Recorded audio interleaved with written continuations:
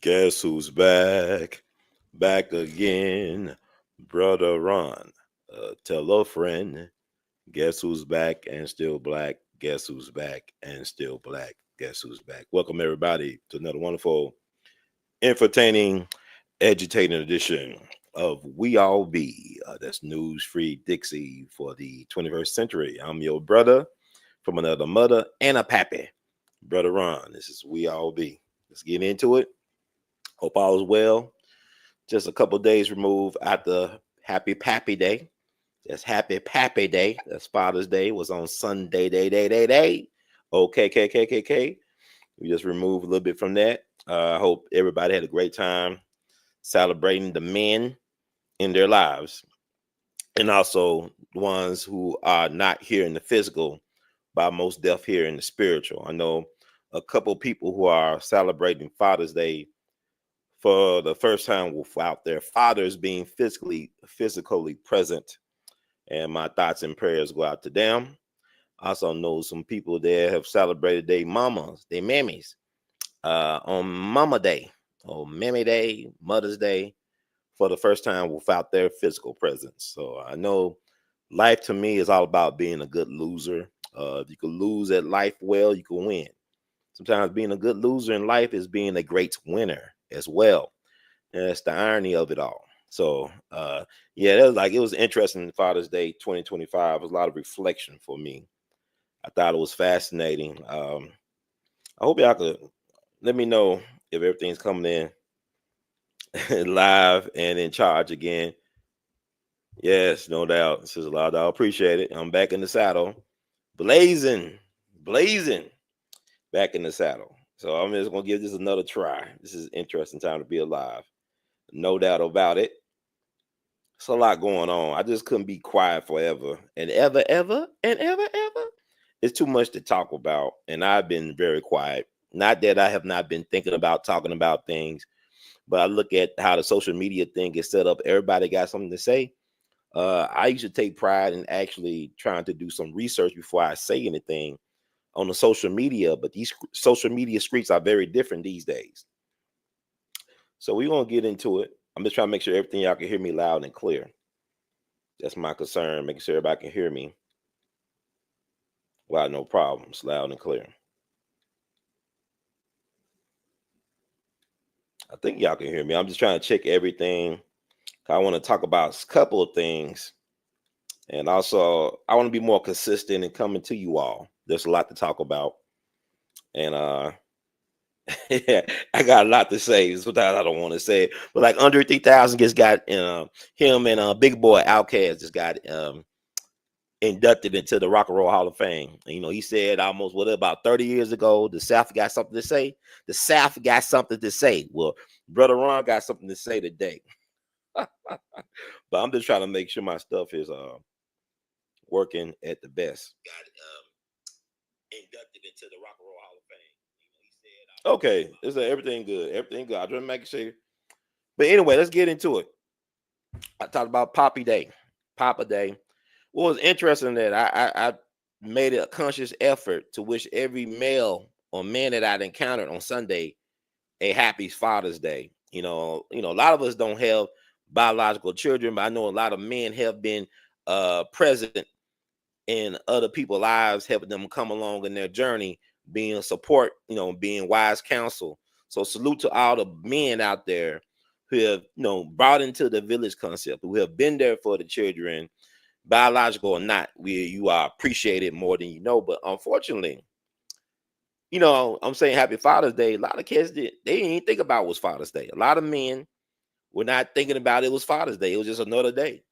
And that's really how underappreciated and undervalued men are in this society. Even though you need men in this society in order for it to exist and to function, contrary to popular disbelief or misbelief or whatever, men are not really celebrated. We're not, it's weird because I promise you on Mother's Day, on Mammy's Day, you gotta, book in advance at these restaurants. You very popular, very or even exclusive popular restaurants. You gotta book in advance. But on Pappy Day, you can walk through the front door and have little to no waiting to get a seat. on Pappy Day.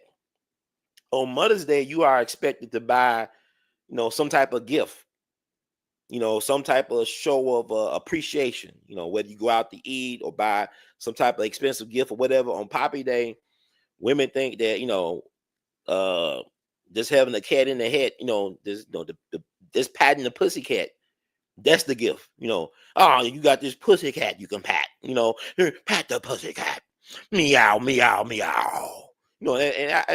Somebody did a reel on Facebook, one of those little shorts, like YouTube shorts or reels or whatever. And the woman was in the car. She was looking sad because she started bleeding. The gift has bled or is bleeding. So is that the gift, huh? You the prize. I beg to differ, because I know men are the prize. We are the prize. There's a lot of, I understand it. I'm 45 years old. Father's Day hit really different for me this year. It really hit different. I started reflecting. It's tough to want to be a man. To choose to be a man that's a calling. There's a lot of males. There's a lot of people that's walking around with the functional plumbing or not so functional plumbing of a male. But to be a man is to be accountable for yourself, as well as to hold other people accountable. Sometimes to be a man could be an inconvenience for a lot of people. It could be a very uncomfortable thing to stand 10 toes down on principle, to hold people to a higher standard, to support, to encourage, to inspire, to lead. That's what a man is. You got a lot of people, which are unfortunate. I saw this video of what y'all call a stud, bull dagger stud, whatever. They said we could celebrate Father's Day too. I never seen such disrespect. Men are so disrespected. They say, like James Brown said, this is a man's world. But it would be nothing without a woman or a girl. But still, a man cannot have one day. Hell, we cannot even have 1 month. It's Male Mental Awareness Month. Men's Mental Health Awareness Month. It's also Rainbow Month. It's also Black Music Month. We are considered an afterthought in this society. But we are so necessary. But there has been a concerted effort, by this society over the last 60 years to emasculate the male species. Now is a renaissance. We need men. This is the year. The year of 2025 is the year of men, especially Black men. This is a special year for us. This is centennial birthday years of Malcolm X, which was May the 19th. Robert F. Williams, back in February. My man Eddie Noel, who stood 10 toes down. We'll talk about Eddie Noel. We talked about Eddie Noel many times on the show. It's also the centennial birth year of one Medgar Wiley Evers. He would have been 100 years old this upcoming July the 2nd, 1925. He stood 10 toes down for his people. He was a soldier for a righteous cause. There's also the year this is the 70th anniversary year of the Emmett Till situation. Still dealing with that. And this is also the 30th anniversary year of the Million Man March, which happened October 16th, 1995. And now they're trying to say it was under 1 million, but if you look at it, it was about 2 or 3 million people there. A Day of Atonement. So, it's a lot going on, folks. There's a lot to reflect upon. But what I have realized for me, and I think about this, my father was not in my life. Now, I was born in wedlock. I wasn't born a bastard. I was conceived on their wedding night. My folks are very educated people. They met in college back in the day, back in the 7 days in Knoxville, Tennessee. Bernard King, the basketball great, he was going to UT Knoxville. My father was going there. My mom got there.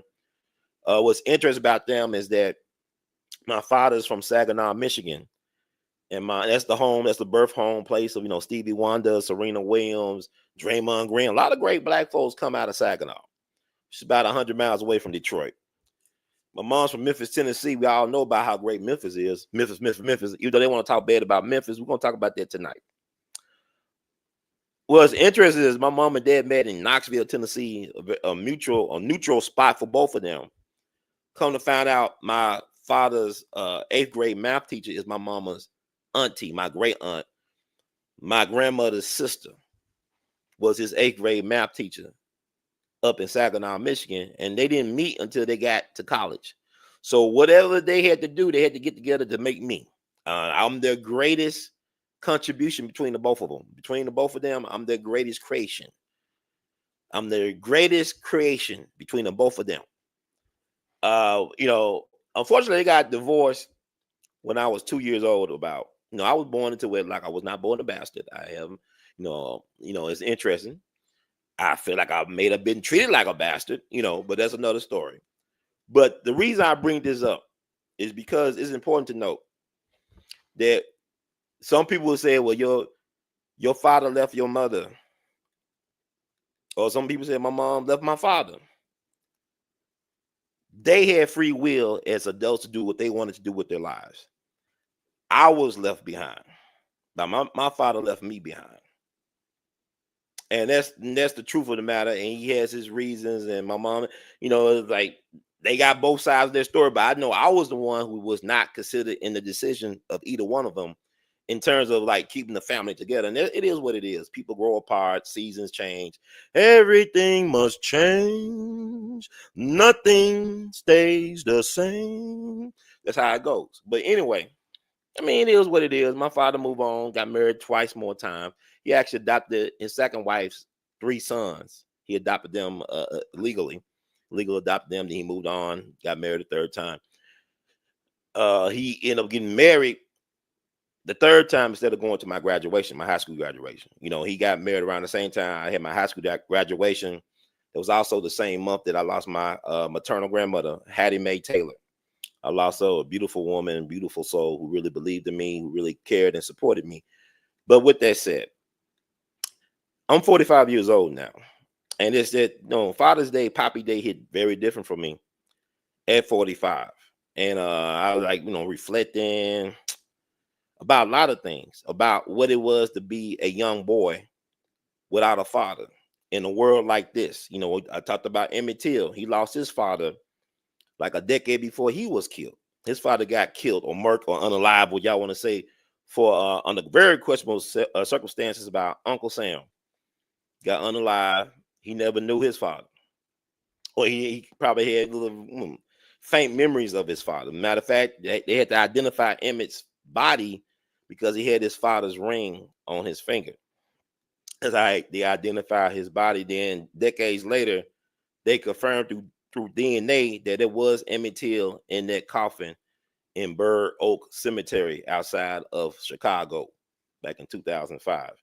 But with that said, I have been blessed to have men figures come in at certain times in my life to help with my development. I have been blessed with certain relatives and teachers and stuff like that that help me stay on track. And this is why it's so important to have men involved, especially in education. Because like when I was coming through school, the early parts of my schooling, I didn't see any black male teachers in the classroom. Wasn't too many black men. I didn't start encountering, I think, black men teachers until I got really, I wanted to say it wrong, but until I got into high school. And I know I had a black school male principal when I was going to Sheffield Elementary, but I didn't see too many brothers in the classroom. But the brothers I did encounter in the classroom who were teachers helped me to stay on point. I was blessed to have 2 Dr. Duncans in my life, one in high school, another one in college, and they both were very important in helping me stay on task. They were really my cheerleaders coming through some very hard times in my life, and I'm very grateful for them. But as I reminisce now, I spoke about Emmett Till. Congratulations to Keith Beauchamp, one of my friends and colleagues, who really was the reason why the Emmett Till case was reopened, because he befriended Mamie Till before she died. He spent time around her, interviewing her. His family, his father, his mother, they put a lot of their money into his career. When a lot of people told him no, they told him yes. And the ancestors was on his side because he did the documentary, The Murder of Emmett Till, back in the 2000s. I believe I saw it back in 2005. which led to the FBI to open up the case of Emmett Till. Once again, they exhume his body, try to find witnesses and participants, and they decided not to bring any charges. It's really sad, but he just had his son over a month ago, beautiful baby boy, and he would talk about. I mean, he's I want to say Keith is probably like maybe in his early 50s, and he talked about the sacrifices he had to make in order to tell our people stories. He put off having a family, he put off having a child, but I can tell just looking at those pictures, man, he's gonna be a great father. And that child gonna be spoiled and love. Is he got a black son, and that child gonna be taken care of by the ancestors as well as brother Keith. So I'm happy for him, and it actually gives me hope. But I know as a man now, what I needed when I was 12 or 8 or 5 years old from a man called my father. And a lot of times it's not about being angry at my father or about dismissing him, but he created a life where it's not necessary for him to keep in touch with me. See, I'm the type of guy, I will come to Texas. Last time I've been to Texas about 3 years ago. Celebrate my mom's PhD graduation. I will let him know I'm in Texas. Hey, Dad, I'm in Texas, man. You want to connect? Let's connect. His thing is he'll come through Memphis, and I wouldn't find out maybe 3 years later that he came through Memphis, and that he would tell us, he would just say it in a casual conversation with somebody else out over here. Oh, I was in Memphis over Leo, but he never contacted me about it. But if you look at us, we meet in person, which is funny to me. People don't know me that well. I don't, show out or throw out or whatever. I respect the man.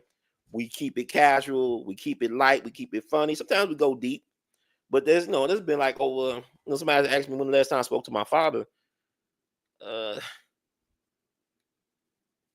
Spoke to him text message wise 3 years ago.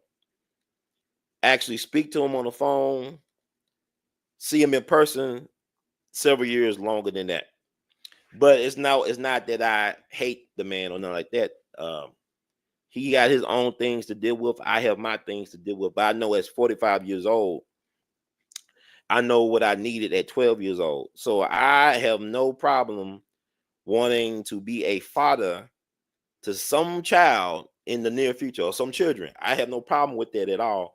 Not really afraid of it. I know people who are fathers, they were afraid. It was like some their own things. They got kids all over the place. They're good people, but they were not present in their kids' life because of the situation with the mamas and the court stuff and all this other stuff. But they're not bad people. But now they have kids who are grown, and they also have grandkids they never met. And now they're at a certain age where they, it'll be nice to have somebody look after you at a certain age. And I always tell people, a lot of times I do things for elderly people because they did things for me when I was a younger person. I look out for certain people because I remember how they looked out for me when I was coming up. And then, you can say what you want to say about that. That's how I feel about it. But you got people that got kids and grandkids they never met, and they're struggling in all areas of human activity. But had they just been there when the kids wanted to see them. It ain't always about money, folks, and about going to Disney World. It's just about investing time, showing up. Most of life is just about showing up. If they just took the time to show up in their children's lives when they're younger, their situation will be much better. Now, it's no guarantee that just because you're good to your children, they're gonna be good to you later on. Just because you changed their diapers when they were young, ain't gonna mean they're gonna change your diapers when you old. But out of all the kids, one of them gonna look out for daddy. One of them gonna make sure that daddy take his medication and go to his doctor's appointments, and he's taken care of and all that stuff. And that's the reality. So I'm 45. I'm thinking about 20 years from now. If I make it 20 years, whatever, 65, I gotta take better care of myself, which I'm in the process of doing. I had some couple hospital scares over the year or so, and I gotta take better care of myself. That's what I'm working on, and that's what I'm actually doing. It's gonna be a hot summer. You know what I'm saying? I'm gonna hit the gym. Got the A.L.L. Gonna do the detox thing. Got the pumpkin seed oil coming tomorrow, man. Got all types of stuff. I'm doing the rise, mushroom coffee stuff. We'll see if it works. It's like it's doing me some energy so far. But I mean, you start thinking about stuff. So be kind. And it's man's mental health awareness month. Be kind to people, man, because you never know. There's a stranger thinking about the time you was kind to them. A person you don't even know that well, that you just did something, you don't know why you did it, but they are thinking about that gesture right now as we speak. It's like there's somewhere in the world somebody playing a film featuring Gene Hackman. There's somewhere in the universe somebody's watching a movie featuring Gene Hackman. May he rest in peace, him and his wife. But anyway, I just want to put that out there into the stratosphere. Have no fear. But we need men to want to be men right now. Men are needed. Men are needed. Provide, protect, support, invest. We need men. Because people always talk about women this and women that. Women need men. Men need women. We need to create families. That's very important. But there's a lot been going on that bring a division among us through the social media engineering. Like y'all know about the case, unfortunately, it's a couple of things happened. Like the guy did a Facebook Live with his wife over the weekend, the day before Father's Day, down in Twin City, Georgia. His wife was a well-known influencer, and he was an influencer in his own right. It went wrong very quickly. Like he was drinking Hennessy or whatever he was drinking on the live. He already was angry, and that didn't help the situation. And his wife, I mean, she was aggressive. I'm not saying allegedly he put hands on her for 3 hours, right? And very toxic reality. But it ended. He ended it. He ended her, and then he ended himself. First, he ended the live, then he ended her, and then he ended himself. And that's very unfortunate. I think social media. I know social media is MK Ultra, because there's a lot of times I like to share things on here. I don't, because it's so damn toxic, and people are so obsessed with likes and shares and whatever people do, and it's all just an illusion of inclusion. It's delusional. This social media thing is. It's really MK Ultra. This is mind control at its finest. Because you buying into something that ain't real, you making it a reality for yourself. Then you had the situation with the black couple, also very popular couple, got done up in front of that famous fountain in Vegas by another live streamer because over copyright strikes, right? Is this game worth your life? Is this game, is YouTube fame or social media fame, influencer fame, is it worth your life? You getting taken out of here over copyright strikes, and you telling everybody your bit. I mean, I don't have a problem. Like, I'm gonna talk. I know that there's a lot of men that suffer in silence. As men, we're told we don't have feelings. We don't supposed to share. Quite frankly, it's interest to me. I'm a type of guy. In spite of my personality on here, I keep a lot to myself. I like my solitude. I love my solitude. I don't really call people that much. And you think I would, 'cause I like to talk. I'm a very loquacious person. I love to talk, but I don't really call people that much. But when people call me, they ask me how I'm doing. I'm gonna tell them the truth. I ain't doing too good, man. Soon you say something like that, people, I gotta go, man. I gotta take this call. But don't call me, man. 'Cause I don't mess with you. Why are you bothering me? I didn't come with you my problems. You came to me, you asked me a question. I'll be honest. Even when I'm out in public, I ask people how they doing. They'll say, I can't complain and don't make a difference. I said, it does make a difference.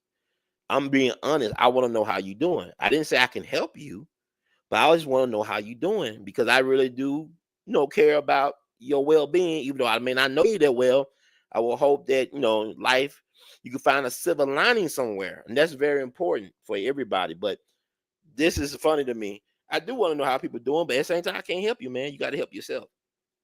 You got to help yourself. Ain't nobody can save you. You got to save yourself. This is the fallacy we live in. People looking for a savior, and if you don't see that savior staring back at you from the mirror, you don't have no savior. It's like when I ask people, like, do you talk to God? They said no. I said, do you talk to yourself? They said yes. And when you talking to God, God sounds like you. It's not energy, it's energy. That energy resides in you. This is church. When people ask me, do I go to church? I go to church every day. Me, myself, and I'm always, when there's more than three or more gathered, you always in the presence of God. So I got me, myself, and I. My body's my temple, is my energy. So I'm always at church, man. I'm always at church. It's like what Dick Gregory said, you want to visit the pyramids? Lie on your damn back. This is the pyramid. You want to sleep under the pyramids? This is the pyramid, baby. That's how that works. Okay.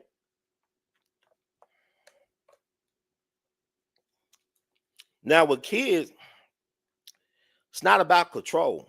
It's about investment. Because I can't, they got free will too. Children got free will. But you give them a foundation where they can win. Because we fall down and we get up.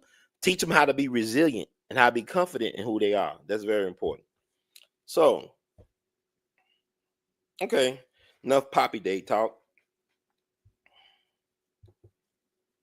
It's great to be back, man. I mean, I'm telling you, it's a struggle. I ain't gonna lie. But y'all be texting me and calling me, and it's funny. I didn't know I had the type of impact. I'm gonna be honest. I just did. Everybody talking about Dick Gregory and Judge Joe Brown, but there's people out there that actually listen to me, and they've been listening to me for years. I have people that show me college curriculums that include my work in the college courses of their professors. They graduated. These are very smart individuals, very thriving, enterprising. They'll say, Brother Ron, my teacher had your video in our curriculum to watch. Or they say, well, you helped me get through some stuff, Brother Ron, while I was going through my academic journey. And it just blow my mind sometimes. I mean, I remember I had people say they developed their homeschool course. Some of the things I taught online, they use some of the videos and information to create their homeschool curriculum. Even had people coming out, educators in the system saying that, I'm from Chicago, but I shared that video you did about the Memphis race massacre of 1866 in the classroom. But at the same time, I have, these things, these entities, they want to stop my influence. Like I'm on this platform, on this plantation, and it's crazy to me that they have taken away subscribers and views and removed videos. They really try to make me a non-factor, but yet people think I matter and what I have to say matters. So I'm gonna keep on saying it. I'm walking in my faith. I'm building my faith walk. So thank you, Brother Doug, for tuning out to tune in to get in where you fit in. This is We All Be News Free Dixie for the 21st century. So I'm glad y'all and guys, Law Dog, thank you for tuning out, tune in to get in where you fit in. What up, man? How you doing, man? Woof, woof, bow, wow, wow, yippee, yo, yippee, yay. Brother Brian, thank you for tuning out to tune in to get in where you fit in. You were more consistent a few years ago. You need to do this more often. YouTube needs you. I mean, the people demanded, Dick Gregory anointed me the feeder. And that's heavy, man. I ain't gonna lie to you. And I'm gonna play where he talk about you the feeder, you gotta feed the people. Feed me, feed me, feed me. I do need to be more consistent because, like, I want a better reality for myself as well as for my people. So I'm gonna pledge this to you. This is gonna be the summer of Brother Ron. That we coming up on something. I'm gonna be more consistent, but I'm also ask for more people to be consistent in supporting the platform, the movement, and what we're doing because I do a lot of things off the platform, off the plantation, off the matrix of social media in the community that I want to amplify because I'm looking at the long term. I know the short term, but I got a long term vision that I've been downloading over the last year or so. I really, had to take a step back, man, because I'm always on seems like I always got a battery in my back to go, go, go, go, go. I'm always in the mix of something and people are always trying to pull me this way or that away. Now's the time that I have the message that been downloaded to me. I know what my mission is, and you'll see more of me, and hopefully you'll hear more from me. And whatever I can plant in you to help you become a better version of yourself, please receive it. You have my blessing. Thank you, Brother Walter, for your support. We love you madly. So, folks, I'm gonna talk about Roland Martin came through town. Roland Martin, the one who loves the golden biscuits goat. He loved his golden, dusky biscuits. He came to town, like they say, what's the old saying? A broke clock is right twice a day. He came into town. He held Memphis to task. That's what a man's supposed to do. You hold people accountable. And Strolling Rolling came through. I always want to play what he said about what's going on in Memphis, and this is what I'm going to say about it. Then also want to talk about what Stephen A. said about Memphis and how a lot of NBA basketball players don't want to go to Memphis. They fear for their life. We'll talk about that. Setting up this We All Be News Free Dixie for the 21st century. Thank y'all for tuning out to tune in to get in. If you like the words from Brother Herb, please spread the word, man. Because I want y'all to spread this video presentation. I'm going to split it up because I'm talking about a lot of interesting things. Because I have not been on here for a while. So I moved from Pappy's Day. I did my Pappy's Day thing. Now it's talking about Memphis, the most beautiful place in the world. The most beautiful place. Beautiful, music. Like Glorilla said, we don't talk like that. That's north of Memphis. That's Fraser, north of Memphis. We all don't say Merc or Mercer. No black, and we ain't saying that. But ain't no knocks. Shout out to Glorilla. She doing her thing. Let her cook, man. Let her cook. This is We All Be a News Free Dixie for the 21st century. And I want to play this clip from Roland Martin. Then we're gonna get back into it. But you gotta go through it to get through it. You can do it if you go through it. You can do it if you can go through it. We're going to do this.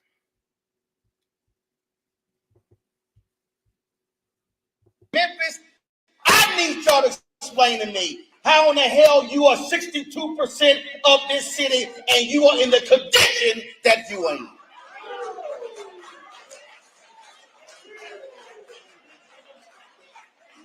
I need black leaders, black political leaders. I need business leaders. I need preachers in this city to explain to me, how are you so comfortable in a city that literally practices economic apartheid against black people? I need you to ask the question of the black mayors that were elected before you. How is it that they were complicit in allowing the economic apartheid to continue? There is no way in the world you can have a city that is 62% African American and your contracts don't even reach 25%. That means that every black person in this city that is paying property taxes, sales taxes, you are spending money, you are virtually not getting a return on your investment, but we are just happy with the facade of leadership.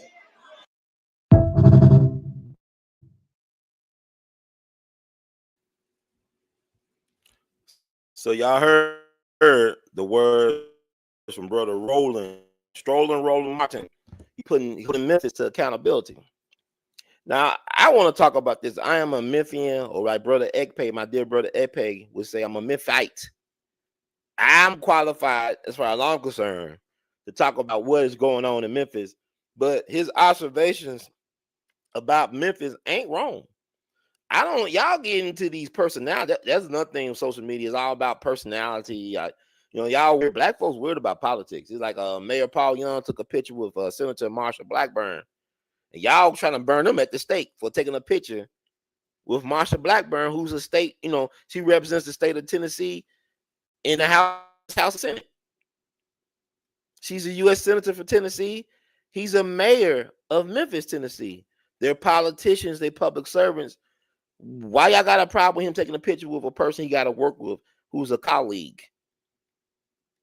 Don't y'all want to get money to make the roads better than Memphis? We're going to talk about all this. Roland Open, he was a powder keg, and these folks in their feelings. And really, Memphis is a boule plantation town. You got Black Boule, you got Jack and Jill, you got Divine Nine, you got, if you don't have the right your last name ain't no Hooks or no Whalum or no Ford, Harrington, whoever, your last name, you don't got the right last name. If you're not in the right frat or sorority, if you're not in the right organization, if you're not a Mason, you can't get that far in Memphis, allegedly, because they gatekeeping for their white masters. Memphis is the blackest city in America.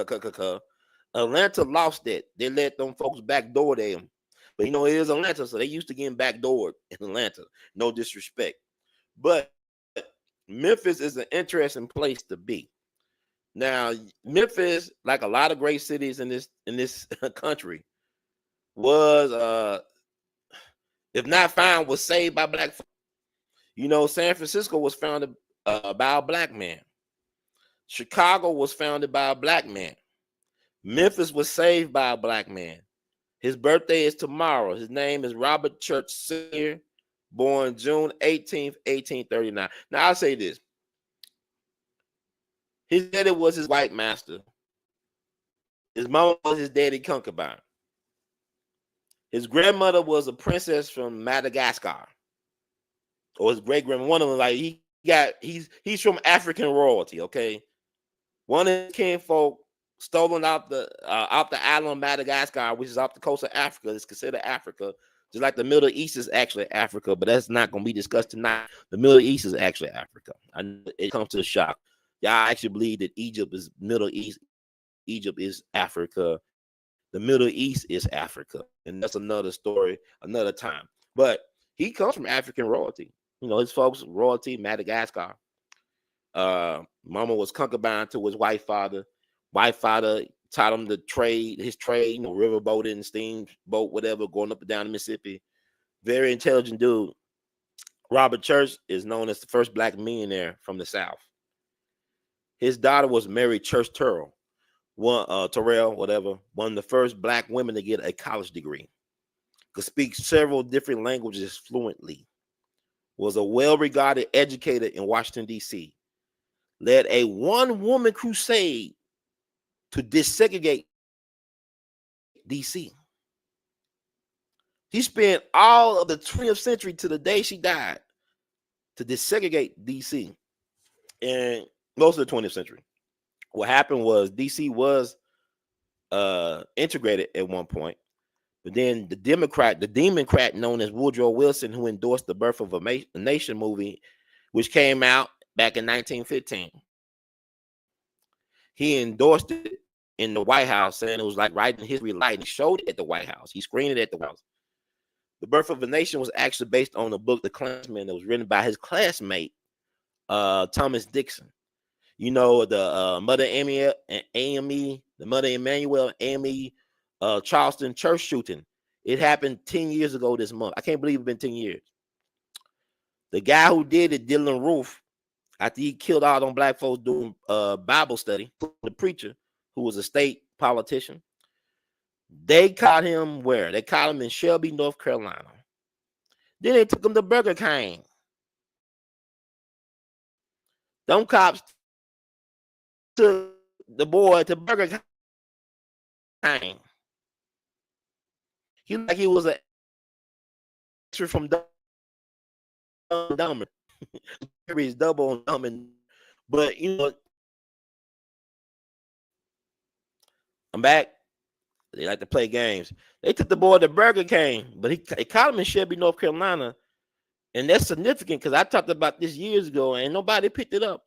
Shelby, North Carolina is the birthplace of Thomas Dixon, who wrote the book The Klansman, which led to the movie The Birth of a Nation. That's what his hometown. Now, this guy talking about he was into being a white supremacist and all that. Why don't buy it to pick up on that angle, man? It took Brother Ron to see that. But anyway, I digress. Woodrow Wilson, when he became president, he got a lot of the black vote. He's kind of like a Joe Biden. You black folks vote Democrat to your detriment. Democrat. He got a lot of the black vote, a lot of black leadership, including people I love, like Ida Wells Barnett. Got the W.E.B. boys. They encourage black folks to vote for this Klansman in a suit who endorsed the birth of a nation. And he resegregated the military, especially the Navy. I mean, you know, but he resegregated D.C. and the federal government. So Mary Church Terrell, this very educated black woman who was married to Robert Terrell, who was a judge. I think he was like the first black person from Washington, D.C. to graduate from Harvard Law School. That was her husband. She led basically a woman to resegregate D.C. And before she died, she was a guest of honor at the White House of Eisenhower. You know, they said Eisenhower mama was mixed, high or whatever, passing, and I believe it. And she died in her 90s. But that's his daughter. But Robert Church, white folks tried to kill him in his own saloon on Beale Street, I believe, during the Memphis Race Massacre of 1866, which happened not too far away from where I'm at. I'm near the epicenter of that, where the white police just went crazy. See, every riot that happens in America, at its foundation is some form of police misconduct. Think about, research any riot that happens in America. It's never like the people doing. They don't work for the so-called lowly taxpayer. They the slave catchers. They the policy enforcers. So they start every dang riot, because what it was they didn't like the fact that U.S. colored troops, these black men in uniforms with guns, were coming to Memphis and not take no BS from them. They ain't like these uppity Negroes from Fort Pickering coming to Memphis and not taking no S from them. So they said, we're going to get back at the black community. So that's what they did. They burned down churches and the schools. They burned down a whole bunch of black churches, schools. They killed a whole bunch of black people. Now, Robert Church was his son. White folks came in, shot him in the head, point blank range, and he survived by the grace of God. And Congress led an inquiry of what happened in Memphis back in 1866. This event by itself led to them coming with the Reconstruction era. This inspired us to pass the Reconstruction era, where black folks for almost 10 years had the ability of upper mobility in politics, in business, in education. Black folks were doing their thing, and then the Republicans sold us out. They owed us an apology because the Tilden Harris, who's that? Tilden and Harrison, Benjamin Harris, the Tilden Harrison thing. Well, it was a closer presidential election back in 1876. And I think Tilden was leading, or he had. It's kind of like the Al Gore, George W. Bush 2000 miselection, right? I'm just trying to Tilden Harris, 1876. I'm just trying to Samuel Tilden, right? It was Samuel Tilden. He was running for the Democrats. Then I'm trying to see who the Republican. Rutherford B. Hayes, right? So Rutherford B. Hayes and Samuel Tilden was the Democrat, and Rutherford B. Hayes was the Republican. So they made a deal. The Republicans said, if you let us have the White House, we will agree to withdraw the troops from the South. Democrats said, if y'all withdraw the troops, the federal troops from the South, and in Reconstruction, we will allow y'all to have the White House. And that's what they did. And black folks, we lost all that access. Don't y'all realize that within 20 years after the Civil War, the most literate and skilled group of people in the country were former enslaved black folks? Y'all call them FBAs. Some of y'all call them FBA Nation Black Americans. Some of y'all call them American descendants of slaves. I call them Black American natives, or band. Bands make you dance. Band make you dance. Look, Black American natives. This is why I call them. That's my term. It's not FBA for me. It's not A.L.L. It's Black American natives. Black American natives. Like I have. Anyway, he survived. Reconstruction happens. When Memphis lost its charter due to the yellow fever epidemic, Robert Church brought the city back. He brought the first $1,000 bond, which brought Memphis back. Robert Church was an interesting man. He made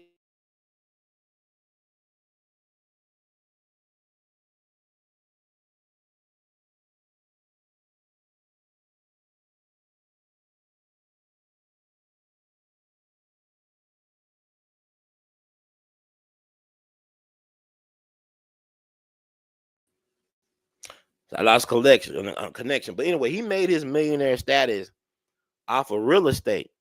But also he made his millionaire status off of pimping.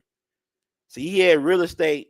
They had the houses across, houses, cat houses. It's hard out here for a pimp. He had those type of houses. He had white prostitutes and all that stuff. So they were renting from him. He had a lot of rental property. But he made a lot of his money off of real estate and renting out homes or houses to the cat women. And so anyway, he saved Memphis. He also invested in Ida B. Wells Barnett when she was living in Memphis. She became one. To me, Ida B. Wells Barnett is the mother of the mother of investigative and journalism in America. She is the mother of investigative journalism in America. She was born into slavery July 16th, 1862. She's from the same hometown as Robert Church, which was Holly Springs, Mississippi. He was well acquainted with her people. So he invested in her career early. She started and owned her own newspaper, printing press, the Free Speech and Headlight, which was on Beale Street. And he also was, like, allegedly, from my understanding, one of the early investors in what is now known as Black Wall Street in Tulsa. Because what people don't realize, what happened in Memphis, see, this this Memphis thing is deep for me. Memphis was one of the largest grocery markets in the country at one point, back in the 1890s. You had this incident, the lynching at the curve, the people grocery lynchings, where Ida B. Wells' best friend, Thomas Mouse, and his business associates, I want to say Will Stewart and Calvin McDowell. I think that's their names. Let me check it out. But anyway, they had a successful grocery business called the People's Groceries. And their competition was a white man across the street. He didn't like the competition. So what they did was they formed a mob to take the black folks' money and their land and their property and their store. The black folks fought back. They had guns, and they fought back, and they had plainclothes cops within the white mob that got injured. Soon they realized they injured some cops. The guys surrendered, which was unfortunate. It was held in the jail, supposed to be guarded. But these brothers known as the Tennessee Rifles, these black men with guns. We had gun clubs back then. So you had the Tennessee Rifles. They heard about these men being held, and they was fearing for their lives. So the Tennessee Rifles came in and guarded the jail cell. These were black men with guns. They surrounded the jail. When they thought the threat was over, this is when the white folks struck. They broke them out of jail, kidnapped these men. Let me see. I'm going to just say People's Grocery Lynching. Grocery lynching. They took them in North Memphis near the railroad tracks. Now you gotta remember, you had newspaper man, you had the people there, Commercial Appeal. They were there with white journalists, were there with this white mob, violating these people's civil and human rights, right? These three black men, they're only guilty because they were successful black men, black businessmen. A lot of people that were lynched back in the day were lynched because of their involvement in economics and politics.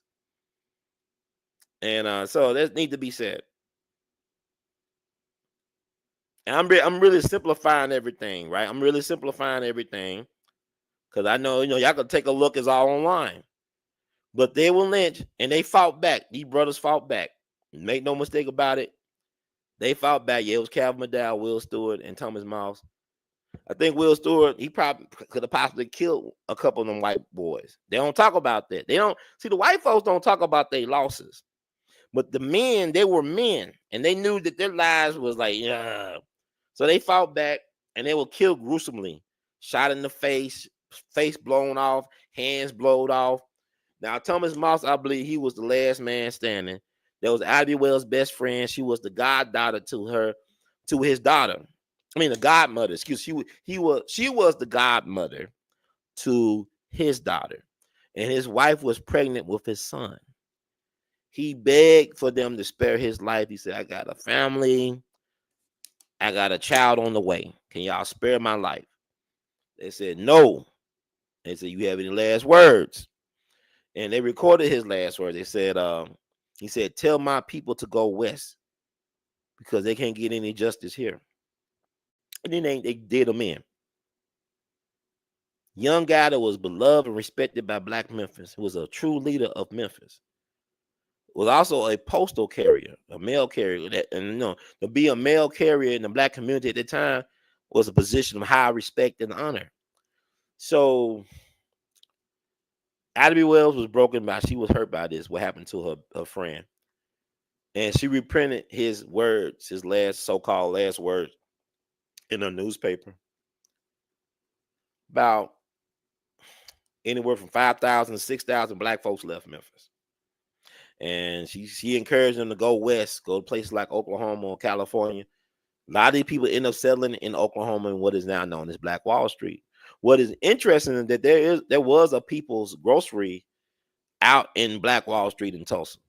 I don't know if there was some type of movement of people groceries across the country.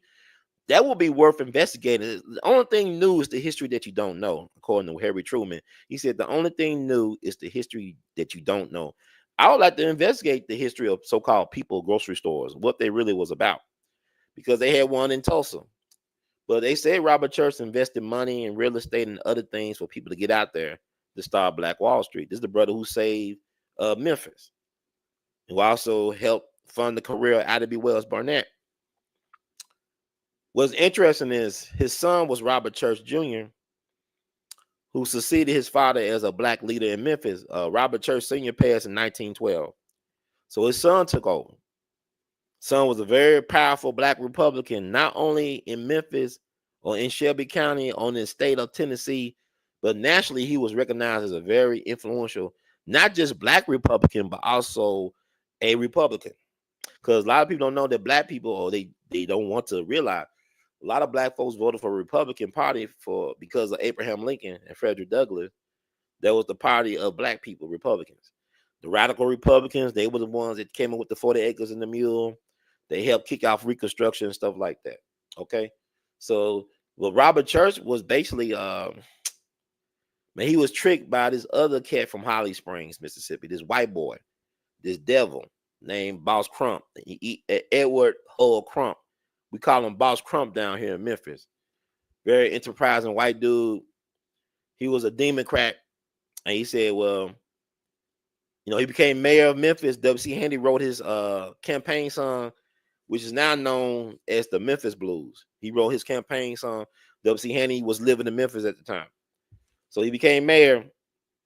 And Memphis is unique in the South because unlike, you know, you look at Birmingham, Alabama, Mississippi, black folks always had the right to vote in Memphis. Let me repeat. We always had the right to vote as long as you vote the whites right way. As long as you voted the way they want us to vote, we kept the right to vote. And Boss Crump utilized the black leadership in Memphis to get control of that black vote, to get his, to build his foundational power. Boss Crump was one of the most powerful political bosses in this country's history, not just in Memphis. He was like one of the most powerful political bosses. When I talk about boss, I'm thinking like the guy up in Kansas City, Pendergast, who gave us Harry Truman. He the one that made Harry Truman the political boss of Kansas City. Think about out in the East Coast. Think about Tammany Hall, how they controlled politics for decades, corruption and everything. Boss Crump was that dude. So he utilized black businessmen like Robert Church and the Martin brothers, who were Negro League baseball pioneers. They owned the Memphis Red Sox, all this other stuff. And once FDR came into power as president, Franklin Roosevelt, he basically turned on Robert Church and his people, and they ran them out of Memphis. You know, we got Robert Church Park, Senior Park on Beale Street. They have the African April Festival every year. But people don't realize on that property, in that park, used to be an auditorium, the church auditorium, one of the first black-owned and built auditoriums in the country, in America. People like Booker T. Washington and Theodore Roosevelt will come in and give speeches to thousands and thousands of black people. And they tore that down. Crump and his goons tore it down. They ran the Church family out of here. They ran the Martin brothers out of here. They ran a lot of great black people out of here. They burned down the Church mansion back in the early 50s during the fire convention. Boss Crump allowed the fire department to demonstrate new equipment on this amazing mansion in South Memphis. They burned down the Church mansion and built projects on top of it. Robert Church, they had a bank they started on Beale Street. They gave loans to black business people and home owners. Imagine if Memphis was able to keep the Church family and their people in here. Imagine what Memphis would look like today. Now, what's interesting, Boss Crump, was an interesting character. Memphis was known as one of the most beautiful cities in America. It will win these national annual contests for most beautiful city. Crump, he ran a tight machine. He kept the city clean and whatever. It was corrupt, but it was corrupt in a way that he got stuff done. And he passed on in the early 50s. So Memphis, at the time of King's death, here in Memphis, you had Memphis, you had Atlanta, you had Dallas, you had Nashville. They were just about all the same. They was at the same level in terms like, the city and stuff like that. Now, after King died and moving forward, Memphis fall off. But look at Nashville. Nashville is booming. Dallas had a president get killed in broad daylight. It's booming. Atlanta, whatever, is still Atlanta. Memphis was the one left behind. Because like I tell people from Atlanta, I got relatives, they thriving down there. I said, the difference between Atlanta and Memphis is that Atlanta, white folks love money more than they hate black people. In Memphis, they hate black people more than they love money. Because it's not about money, it's about control and power. Power has nothing, and the people talking about money, money ain't power. If you have power, you can make anything currency. I can make this bottled water the new currency when I have power. I can make anything currency if you got power. Power supersedes money. That's why people wonder, like, why do a dude run for president and spend $1 billion and he making this a six figures? Think about it. It ain't about the money. It's about access. It's about leverage. It's about like you have power to get things done. And our political power is the ability to recognize phenomena, identify phenomena, an agenda, and get it done. That's what power really is about, getting stuff done that you want to get done by any means necessary. Y'all in that fairy tale land where, we got to do it. The only people that believe in like ethics are people that don't have nothing. That's how it works. I'm saying it's wrong. It's good to have a moral compass and be ethical, but I'm saying in this system's not about ethics. This system's not about morality. It's about power by any means necessary. So this is where we at. So I'm telling y'all a little bit about Memphis. Roll my, why he say this stuff? He said, well, Memphis, like I said, you got the majority of the people. This is the blackest city in America, but a lot of us are undereducated, underskilled, undervalued by purpose. I remember I met a cat. He a young brother. He's an engineer now. He works, he works at MLGW, whatever. But when he was going to public school, he was a baseball star, but he wanted to become an engineer. So when he focused out the he said, I don't need the baseball. I don't want to do baseball. I want to become an engineer. So he went to school, University of Memphis, freshman year. He was so behind in math. He got a diploma, mind you, not a dumb dude. He got a diploma, but he was so far behind in math for the requirements of what it takes to be an engineer. He had to take remedial math. But what I love about this brother's spirit, he had a work ethic, or he has a work ethic where he was willing to like get tutoring. Like his professor saw that he really wanted to better himself in his mathematical skill. So they would give him extra assignments. They would spend hours with him outside the classroom, helping him with his math. Instead of him going to parties and bullshit, he was getting it in the classroom, in the office, in the library. So now he's an engineer, making good money. But can you imagine how many kids are undereducated and undervalued in our system that could have the ability to become engineers, but they don't have, they're not pushing STEM. Hell, they could have the ability to become plumbers and HVAC people, but they're not pushing vocational skills or vocational track. Or they can do anything, but they're not, or even the arts. They're not encouraging. Because, like, in Memphis, we got the world's greatest high school jazz band. At D Central High School, they won the top high school jazz band competition in New York City at the 30th anniversary of the essentially Ellington contest. They beat out people from Japan and Spain. They the best. But why don't all the schools, the public schools, have a performing arts program that's out of this world? Why don't all the schools have STEM? STEM programs? Why don't all the schools have vocational stuff? They used to have that back in the day, where people were getting skilled, because everybody ain't cut off of this so-called college thing. Especially with student loan debt the way it is, the reason why it's like that, people can't find jobs in the career that they train for. So, but then you got to also think about Reagan started that as governor of California when they started privatizing stuff, start making school free. If you want a really well-educated public, you got to have, they got to have high-level schooling. But they don't want that for the majority of the people, not just black people. Because you could dumb down people, they are easy to control. If you numb them with drugs and alcohol and entertainment, like Caesar said, give them bread and circuses. People just want to escape. They don't want to deal with their reality. They don't want to be accountable. So this is what's going on. So, Memphis ain't that bad. If you think about it, it got a lot of potential. But they want most of the population not to be very well educated.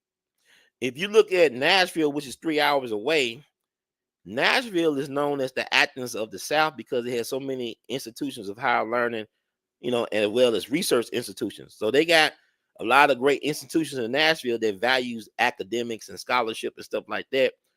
Whereas in Memphis, they treat it like a redheaded stepchild, and we getting not the funding we need, and our educational system lacks a lot. It has resources, but it's the people that run into the ground. That's the problem. The gatekeepers, boule folk that I spoke of earlier. So you got all this talent in Memphis, man. They got a brain drain. You got a lot of talented young people leave Memphis, go places else. Man, I go to places like Baltimore, New York, and L.A., or Texas, or whatever, and I tell them I'm from Memphis. They say, man, that's cool, man, because, so-and-so, they here, they doing this and that. They from Memphis. Do y'all know each other? I don't know. And I didn't know they was from Memphis, because a lot of times people don't want to talk about being from Memphis because how they was treated in Memphis. When they was in Memphis, when they wanted to be in Memphis, how they were treated. And I remember talking to a brother in Atlanta, and I think it was Atlanta. Yeah, it was at a festival, at the jazz festival. I think he was from Memphis. It was one of the time, man. It's so many interesting experiences. But the point is that he said that it was a cat that he connected with in Atlanta. They were both from Memphis, but if they were back in Memphis, he would have nothing to do with the guy. But because they were outside of Memphis and they connected outside of Memphis, yeah, it was a brother. It was a brother that went to school down there. And he would tell me about it. He was a good brother. And I was at a holiday dinner. He would talk about how, they got along in Atlanta, but when they come back home, they don't have nothing to do with each other. It's just a mentality thing. It's like, so-called gangs and stuff like that. Like you pick your color, you dying over property that don't belong to you. You don't control your neighborhood. It's not a community. You don't own anything. You don't control the store. You don't control the police. You don't control the education. You have no community. Like Baba Dick Gregory said, if you don't control education, your law enforcement, your finances, you don't have no community. So, you dying for what? You begging for what? So this is what, it comes down to. So this is a situation in Memphis where you have people that look like me that don't mean me no good because they don't work for me. Because the people that are in these positions of gatekeeping and what they do, they make these deals with the folks that actually control everything. These so-called white folks, these elite white people that want to keep the city and the skyline at a certain level. Memphis skyline is horrible. Memphis deserves a better skyline than what it has. Our skyline needs an upgrade. It's been needing an upgrade for the last 45, 50 years. With the history and the story of Memphis, it should not have the skyline that it has. Man, I love going to Birmingham. Birmingham is not big as Memphis, but they got a hell of a skyline. Columbus, Ohio, Cincinnati. I love architecture. I study architecture, not seriously like this is the Art Deco. I ain't talking about that. I just like the aesthetics of it. Even a place like y'all think is run down like Detroit making a comeback. Architecture is amazing from back in the day. So I look at the city's architecture, I look at the city's road conditions. And Memphis is crazy to me. Memphis is the distribution hub of the country, but yet our roads are horrible. Like, if you're the distribution hub, everything comes through Memphis. You got to remember, FedEx was founded in Memphis. Memphis has the second largest cargo airport behind Hong Kong. It used to be the world's largest. It's the second largest behind Hong Kong. 30 years ago, so you could fly from Memphis directly to Europe, to Amsterdam, of all places. You could fly directly from Memphis to Amsterdam, nonstop. Can't do that. Roads are horrible, man. It's like when I drive to Atlanta or Birmingham, I'm driving down a Lamar Avenue. Memphis folks know Lamar. Lamar's like a war zone, potholes everywhere. Soon I hit Mississippi, so-called evil, Mississippi burning. Roads are smooth all the way to Birmingham, Atlanta. Roads are, Highway 78 is smooth. The problem is, even going to Nashville got way better roads than Memphis. Everywhere I go got way better roads than Memphis. And because it's the corruption of Memphis and Shelby County, that's the problem. They make deals with these people that they'll keep on, they'll pave a road and then come back a couple months later and repave it. And, that's crazy to me. If you the distribution hub of the country, your stuff should be well maintained. Folks are losing money on rims and tires being busted out by potholes, cars being messed up, running over the streets and stuff. It's insane. There's no if y'all ever been to Memphis, come to Memphis. Even Elvis Presley Boulevard is a mess. They got potholes and everything in front of Graceland. People come from all over the world and say, man, my car and everything get messed up coming down Memphis. There's to see the king. But Memphis is crazy with their road condition. It's insane. It doesn't make any sense. I had a tire got busted recently because I ran over a pothole getting off the expressway. Tire got, but people have. Now I seen people say they had to spend $5,000 getting their car repaired. Memphis ain't no place like it because, man, you go down the street in Memphis, it's like you got bumper cars. It's like it's Mad Max. It's like the movie Mad Max where everybody got the messed up cars driving around. Memphis, you got folks driving around with no bumpers on their cars. Windows busted out. I never seen that. Ain't no place I've been in, not even Nashville, no place. The car, and people got no insurance, so it's hit and run. So you better have insurance if you're in Memphis, man. That's one thing. Because they will hit and run you because they have no license. They don't have no insurance. They're like bumper cars, with no bumpers. Bumpers be falling out in the middle of the expressway. I had to run over somebody's bumper in the middle of the expressway. I couldn't avoid it. Stuff is crazy to me. But Memphis, a lot of brilliant, innovative people come out of Memphis, just like Mississippi. A lot of brilliant, innovative people come from here. It's a very gifted area to be from. But that's the problem. And my thing is this: as a mayor, if I was mayor of Memphis, one of the things I would do is focus on my whole term fixing the transportation, especially paving the roads better. Because like people say, well, Mr. Ron, you didn't get this. Well, shit, did I make them roads better though? I saved your tires, didn't it? I saved your bumpers. Okay, you get around, you got confidence, right? Because I talked to my uncle about it. He said he got friends that spend thousands of dollars because of the potholes in the city. And that's sad. That's really sad. Fix them damn streets. And then another thing, the police thing. Police Chief Davis, I don't have no animosity towards her, but she should not be police chief of Memphis right now. Ain't no way she should have been police chief right now. She should have been let go with some benefits and see you on your way. Because she's responsible for them guys going ham on Tyree Nichols. She credited that unit, the Scorpion unit, and picked those guys. She's Dr. Frankenstein. She's more of a monster than Frankenstein is. People blame Frankenstein for being a monster, but the real monster was Dr. Frankenstein for creating Frankenstein. She allowed these people to do these things and become unhuman. So every time I see her, it's like I'm looking at Tyree Nichols getting beat up all over again. It's traumatic. I ain't gonna lie to you. She's not a bad-looking woman. She looks nice in uniform. She speaks well. She's articulate. Yada, yada, yada, but she got to go. And then, you think about leadership. Roland Martin, you keep on thinking there's leadership. These are puppets. Real leadership don't hold titles a lot of times. They the folks that put the people in that do hold the titles. They don't hold. They the shadow people. They the shadow people. I always when I talk to people, like I remember I was substituting. I would tell the kids when you watch a state funeral of a president, the people that are talking to the people that you know, the people that you don't know, that are talking to the people that you know, are the most powerful people in the room. The folks that are talking to the Obamas and the Clintons and the Bushes and stuff, and you don't know who's that person. They the most powerful people in the room. They the folks that put people like the Clintons and Obamas and such in those positions.